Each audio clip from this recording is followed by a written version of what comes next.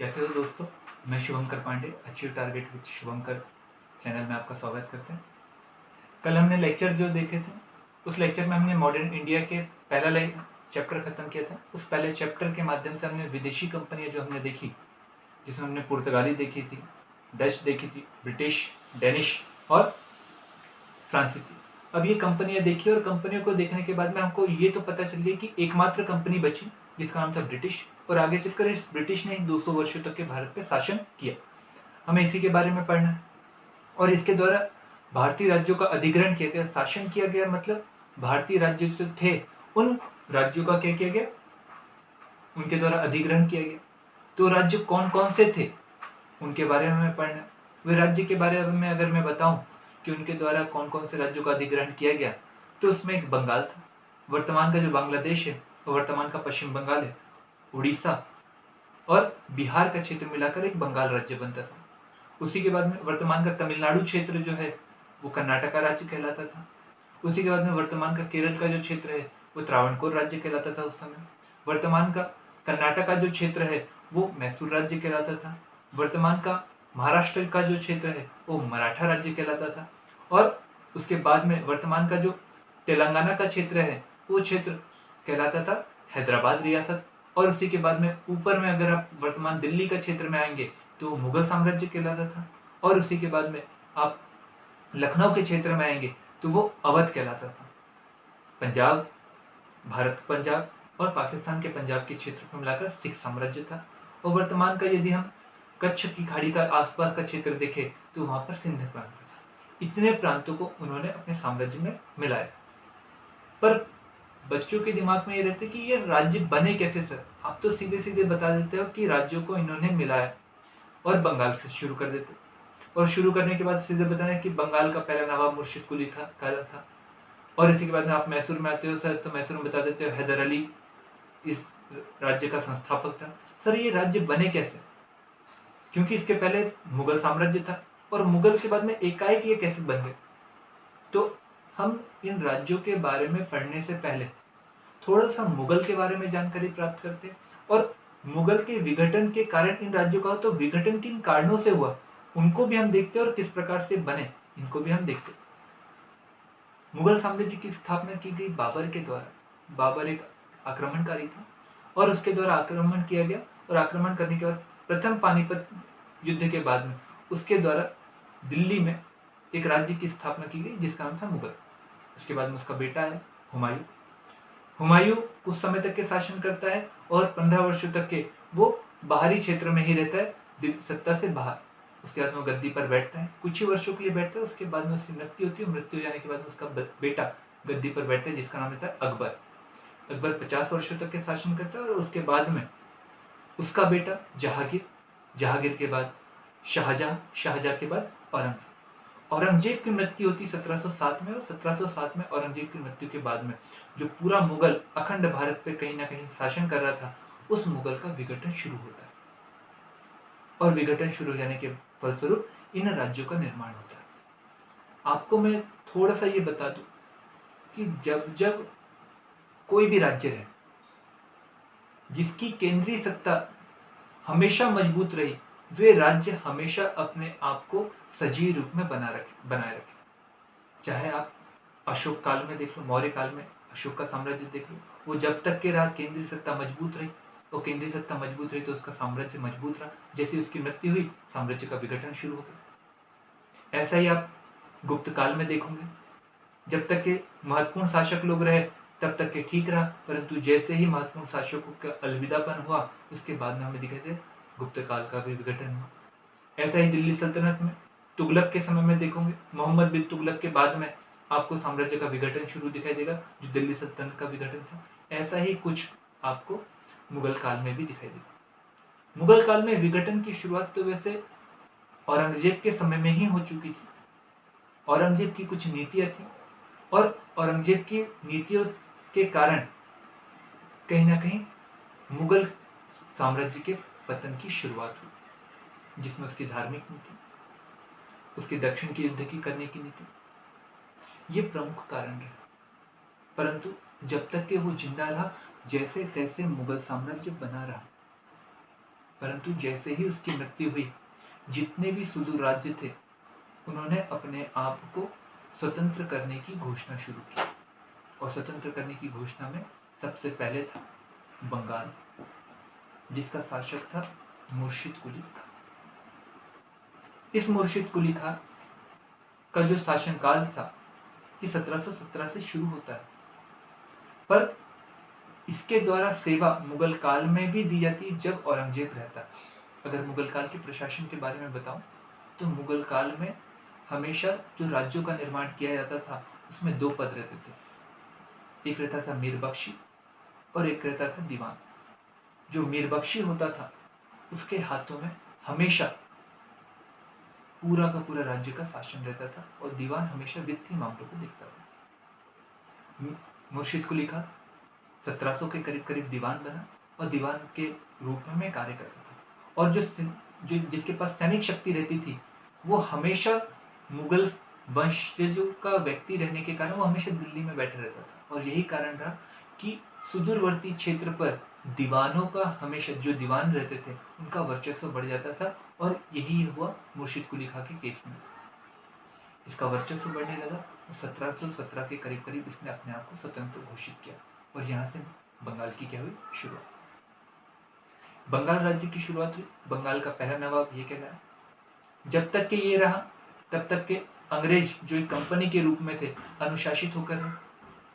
इसके बाद में सुजाउद्दीन बना जो 1727 से लेकर 1739 तक के बना। इसके बाद में सरफराज बना, सरफराज को हटाकर अपदस्थ कर। इसके बाद अलीवर्दी खां बना। अलीवर्दी खां जब तक के बना रहा अंग्रेज हमेशा अनुशासित रूप में ही व्यापार करते रहे। पर जैसे ही अंग्रेज को लगा कि अब कार्य को बढ़ाना चाहिए तो उन्होंने बढ़ाने की भी कोशिश की, पर अलीवर्दी खां के द्वारा लगातार उसको रोका गया। अलीवर्दी खां की सोच अंग्रेजों के विषय में एक निश्चित रूप में थी, जिसको उसने अपने नाती को भी बताया, जिसका नाम था सिराजुद्दौला।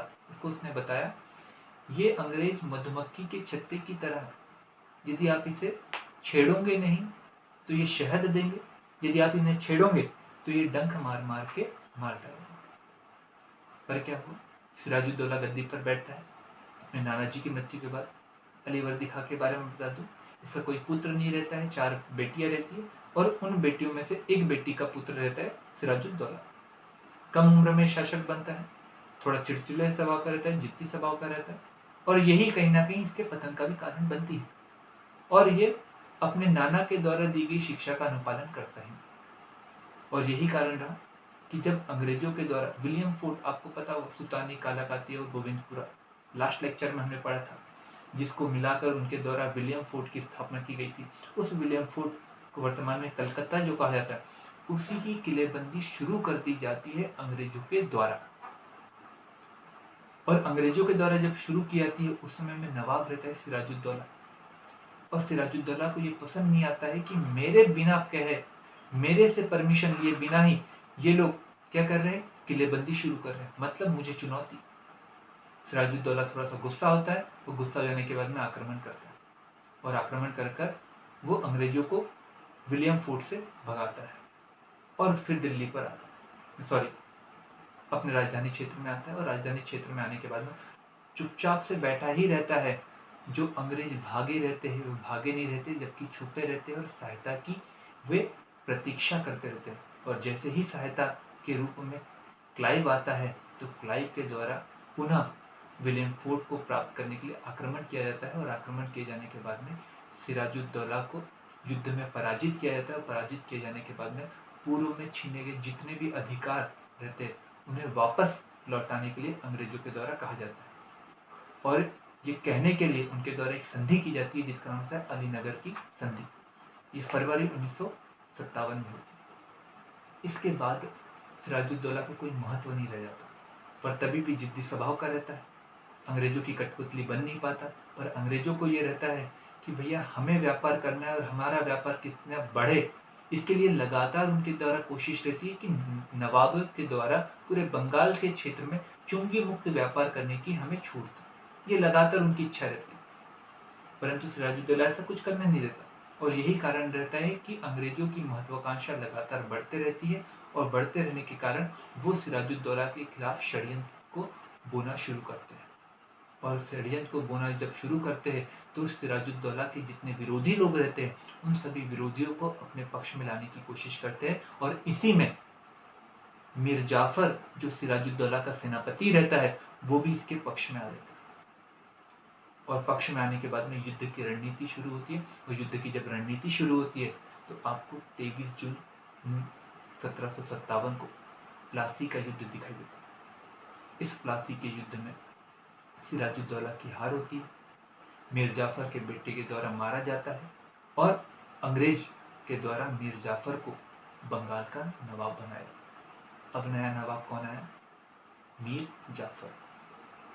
मीर जाफर पहले तो बड़ा खुश होता है कि भैया मैं नवाब बन गया, मेरी दिली ख्वाहिश थी कि मैं नवाब बन गया।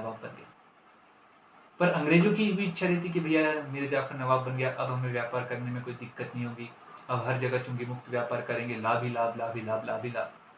और जब दोनों की इच्छा पूरी होती है तो मीर जाफर पहले दिल खोल कर तोहफे बांटता है और अंग्रेज भी दिल खोल कर उन तोहफों को लेते हैं। मीर जाफर की एक सीमा रहती है तोहफे देने की, पर अंग्रेजों की कोई सीमा नहीं रहती है तोहफे लेने की। और यही कारण रहा मीर जाफर की असंतुष्टि का।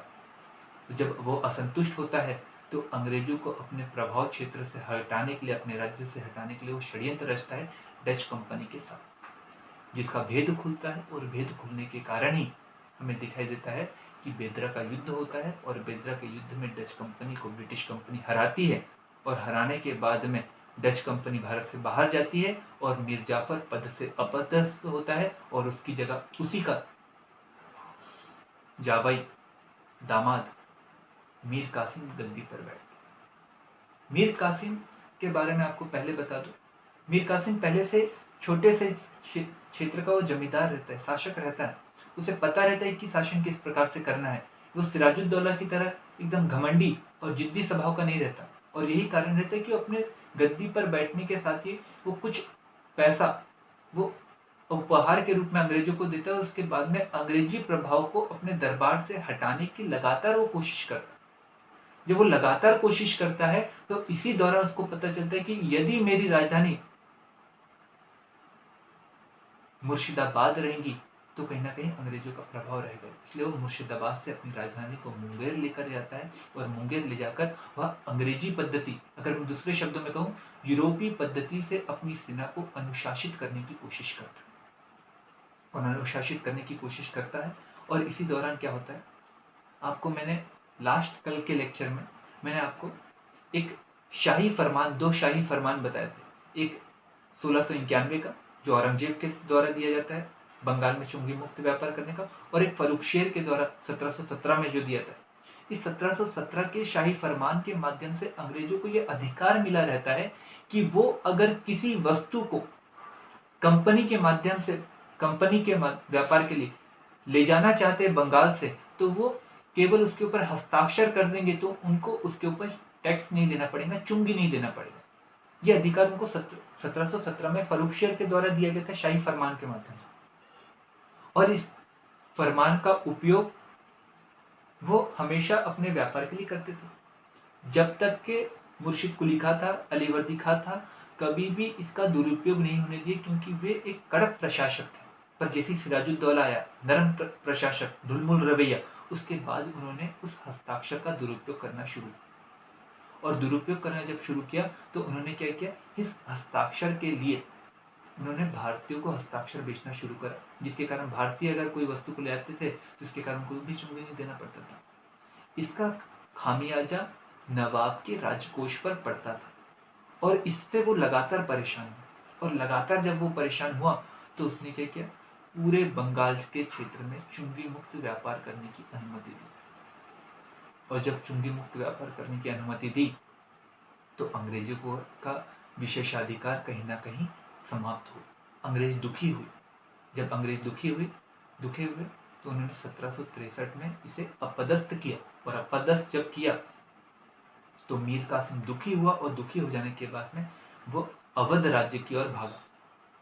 और अवध राज्य में अवध का जो शासक था शुजाउद्दौला, वो था, और उसी वहीं पर शाह आलम भी वहां पर, मुगल बादशाह वहां पर पहले से निर्वासित रूप में जीवन जी रहे थे। मीर कासिम ऐवे ही सत्ता छोड़ने वाला नहीं था, इसलिए उसने युद्ध की रणनीति बनाई, और युद्ध की जब रणनीति बनाई तो इसी समय में एक युद्ध हुआ 1764 में, 22 अक्टूबर 1764 में बक्सर का युद्ध।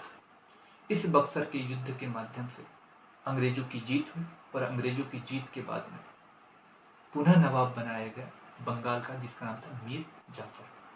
इस युद्ध के समय में ही मीर जाफर की मृत्यु हो जाती है, और उसका बेटा नजमुद्दौला गद्दी पर बैठता है, और नजमुद्दौला जब गद्दी पर बैठता है तो उसी दौरान हारे हुए राज्य अवध के साथ में अंग्रेजों के द्वारा, क्योंकि जो युद्ध मीर कासिम के द्वारा लड़ा गया था, उस मीर कासिम के द्वारा युद्ध जो लड़ा गया था उसमें सपोर्ट कर रहा था अवध का नवाब और मुगल बादशाह। तो वो तीन लोग थे, अंग्रेज एक तरफ थे। जब युद्ध हुआ तो बक्सर का युद्ध कहलाया, और युद्ध के बाद में एक संधि हुई जिसे इलाहाबाद की संधि कहा। ये इलाहाबाद की दो संधि हुई, एक 22 अगस्त को हुआ 1765 में, और एक 16 अगस्त 1765 में। पहली वाली संधि इलाहाबाद, पहली वाली संधि आपको दिखाई देगी शासक, मुगल शासक के साथ में, और दूसरी वाली संधि अवध के शासक के साथ में आपको दिखाई देगी। और इसके बाद में पूरे बंगाल को नियंत्रित करने के लिए क्लाइव को भेजा जाता है बंगाल का गवर्नर के रूप में, कंपनी का गवर्नर के रूप में। तो जब भेजा जाता है तो उसके द्वारा वहां पर द्वैध शासन की शुरुआत की जाती है, द्वैध शासन की शुरुआत। और ये द्वैध शासन में जो दीवानी रहती है, मतलब वित्त का जो मामला रहता है, वो अंग्रेज अपने पास में रखते हैं, और जो सूबेदारी रहती है वो नवाब को देते हैं। और ये द्वैध शासन 1765 से लेकर 1772 तक की चलता है, आपको ये दिखाई देगा। उसके बाद में एक नया गवर्नर आता है जिसका नाम रहता है वॉरेन हेस्टिंग, और उसके द्वारा इस द्वैध शासन की समाप्ति की जाती है। और इसके साथ 1772 में बंगाल को पूरी तरह से अंग्रेजों के द्वारा अपने साम्राज्य में मिला लिया जाता है। अब जो दूसरा राज्य हमें जो पढ़ना है वो है मैसूर। मैसूर की स्थिति मैंने लेक्चर की शुरुआत में ही बता दी थी कि जो मैसूर साम्राज्य था वो मैसूर साम्राज्य वर्तमान का कर्नाटका का क्षेत्र था, और उसकी सीमा छोटी सी मालाबार तट से मिलती थी। और मालाबार जो तट था वो काली मिर्च के उत्पादन के लिए प्रमुख था, मसालों के व्यापार के लिए प्रमुख था, जो एक प्रमुख बंदरगाह था, वहां से उसका व्यापार किया जाता था, जिसका नाम था माहे। और इस माहे बंदरगाह पर अधिकार था मैसूर का। यहां तक क्या आपको क्लियर है? आपको मैं मैसूर साम्राज्य की थोड़ी स्थापना के विषय में बता दूं।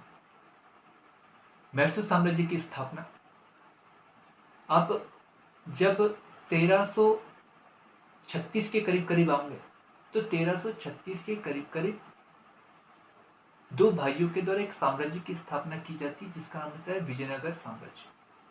और इस विजयनगर साम्राज्य में कई वंश जाते हैं, जिसमें एक रहता है संगम वंश, सुलू वंश, तुलु वंश और अरबिंदो वंश। इस साम्राज्य की स्थापना 1336 में होती है, और 1565 में तालीकोटा के युद्ध में इसकी समापन होता है। और उसके बाद में एक नया वंश आता है जिसका नाम है वाडियार।